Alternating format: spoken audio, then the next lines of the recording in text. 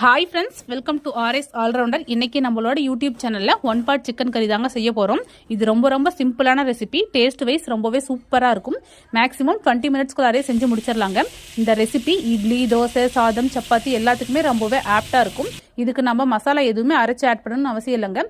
ரொம்பவே குயிக்கா செய்யக்கூடிய ஒரு ரெசிபி. பிகினர்ஸ் கூட தாராளமா ட்ரை பண்ணலாம். இப்போ வாங்க இந்த ரெசிபி எப்படி செய்யலாம்னு சொல்லிட்டு வீடியோக்குள்ள போய் பார்க்கலாம். இந்த ரெசிபி பண்றதுக்கு நான் இன்னைக்கு 3/4 கிலோ சிக்கன் வாங்கி சிக்கனை நல்லா 2-3 டைம் வாஷ் பண்ணி எடுத்து வச்சிருக்கிறேன். இப்போ இது கூடவே 2 மீடியம் சைஸ் வெங்காயத்தை நீள் வாக்கில் கட் பண்ணியிருக்கேன். அதை ஆட் பண்ணிக்கலாம்.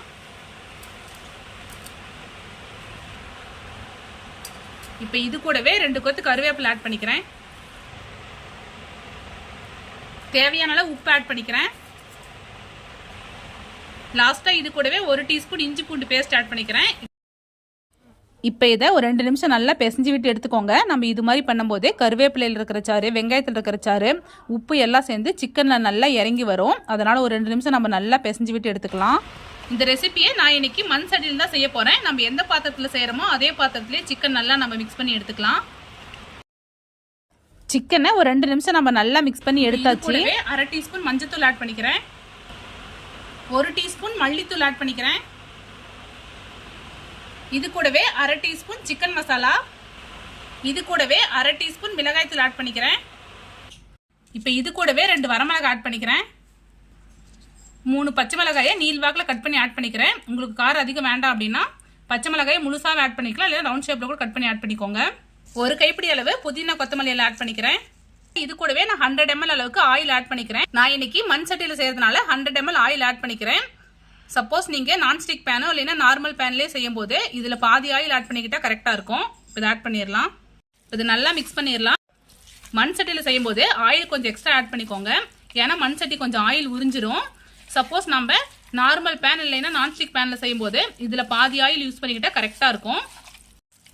இதையும் ஒரு 2-3 நிமிஷம் நல்லா மிக்ஸ் பண்ணி எடுத்துக்கலாம். அப்பதான் நம்ம ஆட் பண்ணிக்கிற மசாலாவோட சாறு எல்லாமே சிக்கன்ல நல்லா இறங்கும். இது ரொம்ப சிம்பிளான ரெசிபிங்க. எல்லாமே நம்ம ஒட்டுக்கா ரெடி பண்ணிட்டு அப்படியே பேன்ல வச்சு நம்ம ஒரு 20 நிமிஷம் குக் பண்ணி எடுக்கிறது தான். டக்குன்னு செஞ்சு முடிச்சிடலாம்.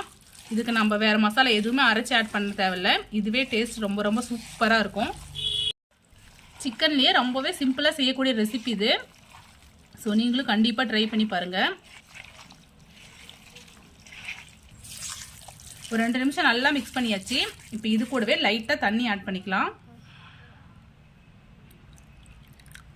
நீங்க ட்ரைடா செய்யற மாதிரி இருந்தா இந்த அளவுக்கு கூட தண்ணி ஆட் பண்ணிக்க வேண்டாம். சிக்கன்ல இருந்து விடுற தண்ணியே கரெக்டா இருக்கும். எனக்கு லைட்டா கிரேவி மாதிரி வேணுங்கிறதுனால நான் லைட்டா தண்ணி ஆட் பண்ணி நல்லா மிக்ஸ் பண்ணிடுறேன். நல்லா மிக்ஸ் பண்ணியாச்சு. இப்போ இது கூடவே லாஸ்டா கொஞ்சமா தயிர் ஆட் பண்ணிக்கலாம். இது நல்லா மிக்ஸ் பண்ணி விட்டுடலாம். நமக்கு கிரேவி கன்சிஸ்டன்சில வேணுங்கும் போது மட்டும் சிக்கனுக்கு தண்ணி ஆட் பண்ணிக்கிட்டா போதும். மற்றபடி நம்ம ட்ரைடா செய்யற மாதிரி இருந்தால் சிக்கனுக்கு தண்ணி ஆட் பண்ணிக்க தேவையில்ல. சிக்கன்ல இருந்து விடுற தண்ணியில சிக்கன் நல்லா சூப்பரா குக் ஆகிரும்.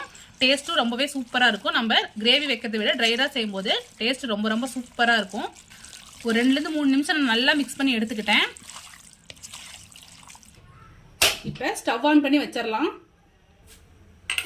ஹை ஃப்ளேம்ல வச்சு சிக்கன் ஒரு 10 நிமிஷம் வேகட்டும். ஏன்னா நமக்கு மண் சட்டியில் செய்யறதுனால சட்டி சூடாகிறதுக்கு ஒரு 5 நிமிஷம் ஆகும். சிக்கன் ஒரு 5 நிமிஷம் ஹை ஃப்ளேம்ல நல்லா குக் ஆகட்டும். அதுக்கப்புறம் ஒரு 10-15 நிமிஷம் லோ ஃப்ளேம்ல வச்சு சிக்கன் நல்லா குக் பண்ணி எடுத்துக்கோங்க. அதுலயே சிக்கன் நல்லா சூப்பரா வெந்துடும். இப்ப நம்ம 10 நிமிஷம் சிக்கனை ஹை ஃப்ளேம்ல வச்சு குக் பண்ணி எடுத்துட்டு அதுக்கப்புறம் லோ ஃப்ளேம்ல ஒரு 10-15 நிமிஷம் நல்லா குக் பண்ணி எடுத்துடலாம். அதுலயே சிக்கன் நல்லா சூப்பரா குக் ஆகிரும். பாருங்க, நம்மளோட சிக்கன் சூப்பரா ரெடி ஆயிடுச்சு. சைட்ல பாருங்க நல்லா எண்ணெய் பிரிஞ்சு வருது. இது ரொம்பவே சிம்பிளான ரெசிபி. இதுக்கு தாளிப்பு எதுவுமே தேவையில்ல. எல்லாமே ஒட்டுக்கா வச்சுட்டு நம்ம ஒர்க்கை நம்ம பார்க்கலாம். டேஸ்ட்டும் ரொம்பவே சூப்பரா இருக்கும். இட்லி, தோசை, சாதம், சப்பாத்தி எல்லாத்துக்குமே ரொம்பவே ஆப்டா இருக்குங்க. நீங்க இன்னும் கொஞ்சம் ட்ரைடா வேணா கூட இப்போ ஓபன் பண்ணிட்டு அடுப்பு ஹை ஃப்ளேம்ல வச்சுட்டு ஒரு 10 நிமிஷம் விட்டீங்கன்னா நல்லா ட்ரை ஆயிரும்.